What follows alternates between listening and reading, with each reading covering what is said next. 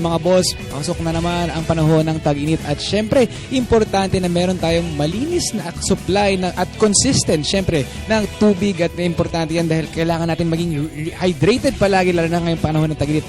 At sino nga ba ang mga responsable para makuha natin ang malinis at consistent supply ng tubig kundi syempre ang ating mga tubero. At kamakailan lang ay nagkaroon ng conference. Ang conference ng National Association of Master Plumbers of the Philippines. At yan ang matututukan natin ngayon umaga sa ating special feature. Malayo na nga ang narating ng mga Pilipino pagdating sa larangang teknikal. Sa pagpapatuloy nito ay ginanap kamakailan ng isang conference ng mga tinaguriang Master Plumbers para sa isang layuning magkaroon ng healthy and safe environment dito sa ating bansa.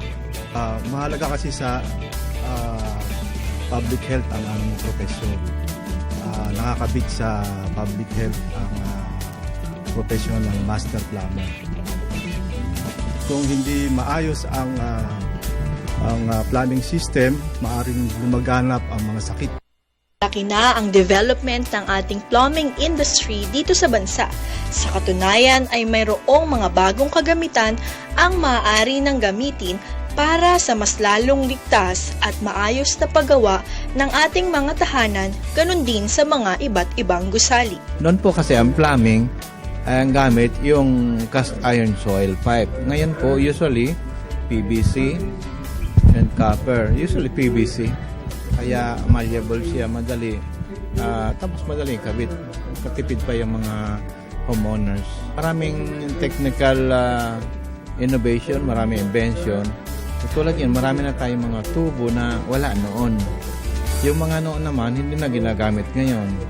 Ang pagde-develop ng mga materyales sa plumbing ay mas lalong nakatulong para mas pag-ibayuhin pa ang kasalukuyang estado ng industriya nito at upang mas lumawak ang kaalaman ng bawat miyembro ukol sa kanilang pangunahing layunin. That's very much, as you can see, the products, the technology has been improving.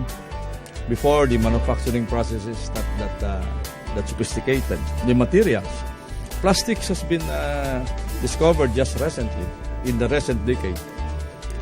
Before we use cast iron pipes, copper, but it seems to be a little bit expensive and hard to find.